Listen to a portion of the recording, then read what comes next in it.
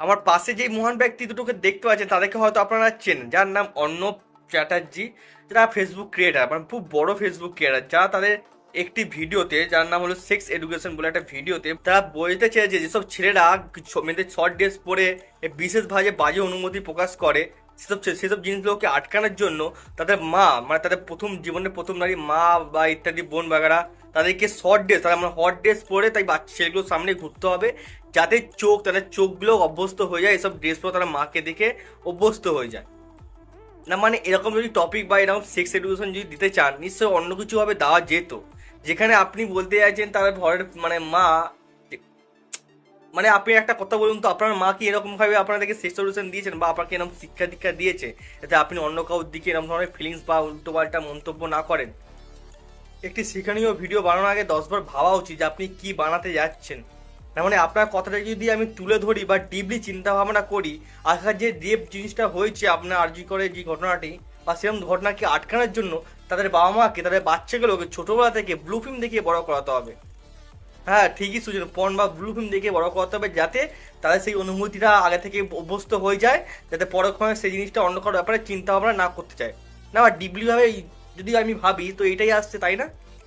না আপনি আপনার বাচ্চাকে এরকম করে বড় করতে পারবেন, না এরকম করে মানুষ করতে পারবেন?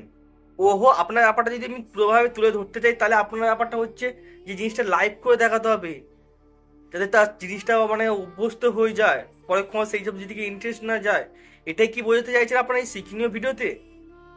আবার চিন্তা ভাবনা করে দেখুন তো, আপনার মা যদি এরকম করে ঘুরে বেড়াতো, আপনার কাছে যদি তার মাকে, মানে আপনার প্রতিবেশী শেখাতে, মানে শেখাতো তাকে যে জানেন তো, আপনার ছেলে আজকাল রেপ খুব বেড়ে যাচ্ছে, তো মেয়েদের দিকে খুব বাজে বাজে লোকে টোন কাটছে, তো আপনার ছেলেকে যদি আপনি ঠিক করতে চান, আপনি একটা কাজ করুন, হট ড্রেস পরে ঘুরে বেড়াবেন আপনার ছেলের সামনে।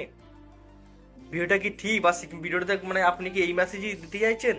আপনি আবার চিন্তা ভাবনা করে দেখুন তো, আপনার সামনে যদি আপনার মায়ের এমনি ঘুরে বেড়া আপনার দেখতে ভালো লাগবে? আর যদি কারো আমার কথা শুনে খারাপ লেগে থাকে, তার কাছে আমি সরি বলছি এবং ক্ষমা চাইছি তাদের কাছ থেকে, কিন্তু একটা কথা ভাবিয়ে দেখুন তো, আপনার চোখের সামনে আপনার মা যদি এরকম করে ঘুরে বেড়ায় আপনার ভালো লাগবে? না এরকম ধরনের কোনো শিক্ষণীয় পোস্ট আমার ভালো লাগবে? সমর্থন করে যাচ্ছেন আপনারা কিছু লোক। একটা যদি এই শিক্ষণীয় ভিডিওটা এরকম করে হতো, যেরকম আমাদের হিন্দু সমাজের লক্ষণ, তার নিজের বৌদির মুখ পর্যন্ত দেখুননি এত তাকে দেবী বলে মনে করতো, মানে আমাদের নারী, আমাদের হিন্দু সমাজে বা আমাদের সমাজে মানে নারীদেরকে দেবী চোখে দেখা হয়, কালী বলুন, দুর্গা বলুন, লক্ষ্মী বলুন, কলা গাছ বলুন, বেল গাছ বলুন, তুলসী গাছ বলুন, মনসা গাছ বলুন, যেখানে সব নারীকে দেবী রূপে উপস্থাপনা করা হয়, মানে সামনে ধরে তুলে ধরা হয়, সেরকম ধরনের একটা পোস্ট বানানো হয় না, বা সেরকম ধরনের শিক্ষণীয় ভিডিও বানানো হয় না? সিনেম হিসাবে সেরকম হিসাবে আমাদের বাচ্চাগুলোকে শিক্ষা দেওয়া হবে, তাই না? কিন্তু তাই বলে নিজের মা এসে হট ড্রেস পরে ঘুরে বেড়ায়, বাবা দেখে নে দেখে নে, আমি হট ড্রেস পরে ঘুরে বেড়াচ্ছি, নেক্সট টাইম কোনো মেয়েকে দেখে তোমার অনুমতি যেন না জাগে, এরকম ধরনের শিক্ষণীয় ভিডিও ভাই কে দেখতে চায় আর কে এরকম সমর্থন করে ভাই? কোন পাবলিক আছে এরকম ধরনের? এর থেকে ভালো নিজের বাচ্চাকে শেখান যে আমরা, আমাদের চোখে, আমাদের সমাজের চোখে, আমাদের হিন্দু সমাজের চোখে বা আমাদের সাধারণ মানুষের চোখে আমরা নারীদেরকে কি চোখে দেখি? দেবী চোখে দেখি। তা দেখা যায় দেবী আমার কখনো কালী রূপে, কখনো দুর্গা রূপে, কখনো লক্ষ্মী রূপে, কখনো সরস্বতী রূপে। সেই সব শিক্ষাগুলোই ভালো শিক্ষা। এই নয় যে আপনি ছোটো ড্রেস পরেন, আপনার কথা যদি ডিপলি আমি আপনার চিন্তাধারা করতে যাই, মানে বাচ্চাদেরকে ছোটো, আপনি একটা কাজ করেন, আপনার বাচ্চা আছে না, তাকে ছোটোবেলা থেকে ব্লু ফিল্ম দেখানো স্টার্ট করে দিন, যাতে তার চোখ অভ্যস্ত হয়ে যায়, পরে কোনো সেসব দিকে তার মন না যায়।